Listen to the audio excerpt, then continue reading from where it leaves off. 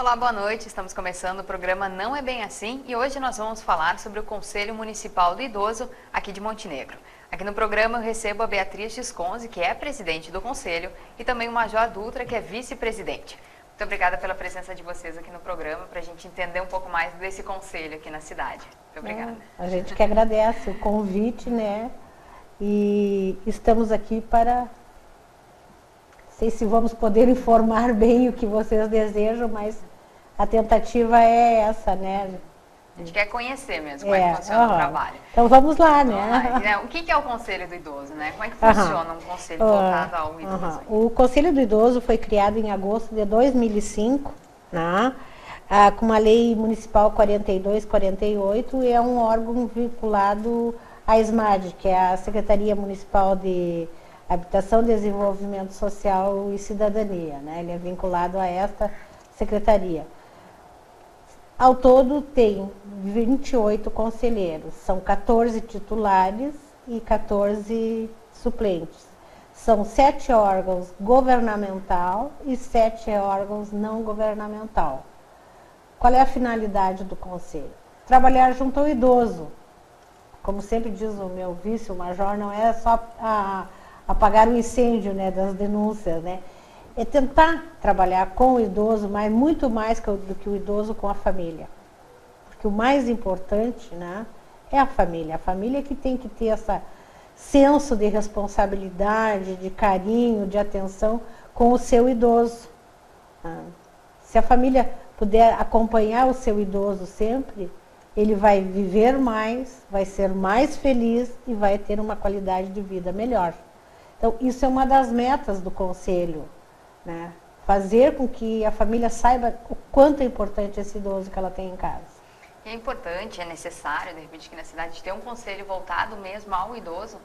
Quer dizer, tem demandas aqui em Montenegro mesmo para isso? Tem bastante demanda, o pessoal procura bastante, né? Não só para denúncias, mas para esclarecer dúvidas, né? Muitas dúvidas, assim, em relação a planos de saúde, em relação a lugar no ônibus, fila de mercado. Eles procuram bastante para saber quais são os deveres da sociedade com eles, né? E a parte que eles podem usufruir, que o Estatuto dá direito a eles. Falando um pouquinho em lei, né? A partir de que idade, então, uma pessoa é considerada idosa? A partir de que idade ela tem esses direitos e deveres de idoso? Ela é considerada idosa a partir dos 60 anos de idade.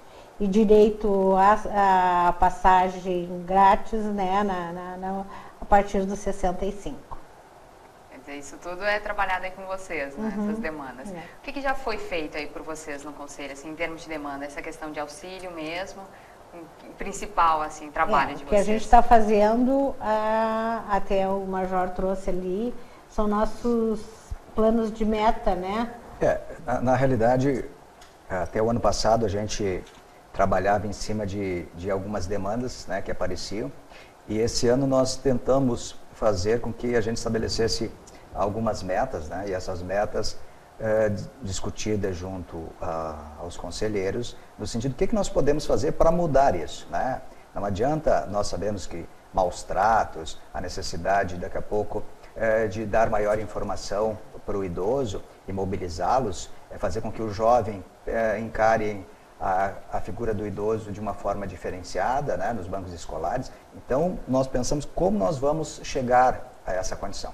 Então, nós estabelecemos, primeira situação, nós estabelecemos a criação de um selo, né? Um selo, que esse selo, na realidade, ele vai ser repassado toda aquela entidade, aquela empresa, aquele órgão, que realizaram um trabalho diferenciado de atendimento, daqui a pouco fez um atendimento diferenciado ao idoso, estabeleceu um treinamento específico para os seus funcionários, né? Então, nós temos condições de fazer com que aquele estabelecimento comercial ele seja reconhecido, né? E em cima disso nós estaríamos cedendo a ele um banner, na realidade, com um selo do idoso, e esse selo ele estaria estimulando outros estabelecimentos a ter uma política semelhante.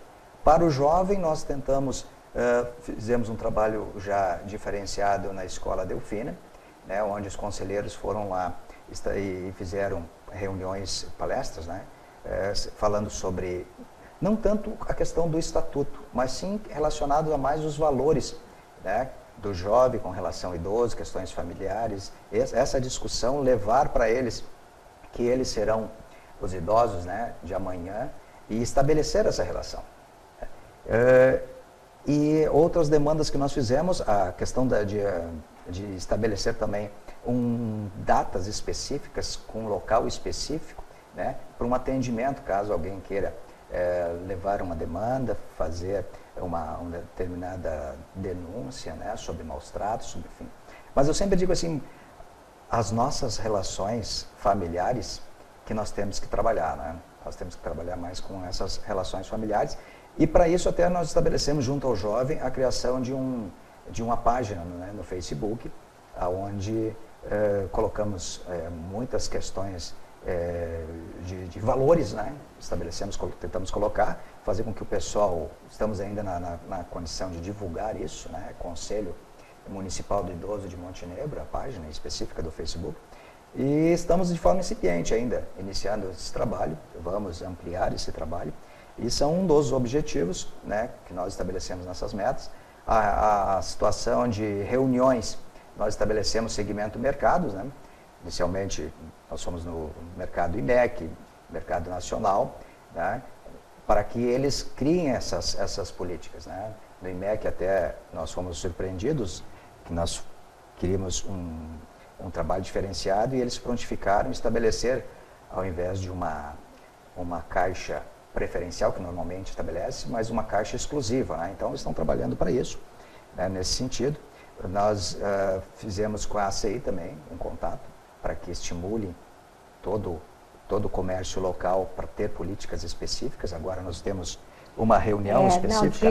Dia 14 de agosto agora, às 19 horas, nós vamos ter, um conselho vai ter um encontro na ACI com os lojistas e alguns funcionários, né, que vão ser convidados para a gente tratar de como vamos desenvolver esse trabalho do melhor atendimento ao idoso. Assim, é parceira, a gente fez 2 reuniões, né, Major, com os dirigentes da SIM, eles aceitaram, acharam ótimo, né, se tornou parceira do conselho e assim a gente está indo, né, de degrau em degrau, fazendo parcerias com a sociedade montenegrina, com a comunidade, para chegar onde a gente quer, que é esse atendimento diferenciado ao idoso.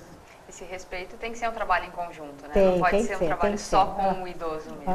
Não, tem que ser em conjunto, sociedade, família, adolescente, jovem. É que nós estamos tentando a parte onde eles transitam, né? A parte de mercados, como nós podemos fazer com que o jovem tenha entendimento diferenciado, né, do comportamento do idoso, das demandas relacionadas ao idoso. Daí nós fomos na escola. Aonde a utilização de transporte público, né? Da aviação Montenegro, táxis, né? Então temos mais essa demanda de enfrentamento, nós não fizemos ainda, mas está dentro do plano de metas essas reuniões com esse segmento específico, para que a gente consiga, muitas vezes, um cuidado do motorista. Quem é o passageiro? Estabeleça quem é o passageiro, não um jovem que tem condições de se segurar num banco, né, no deslocamento, não.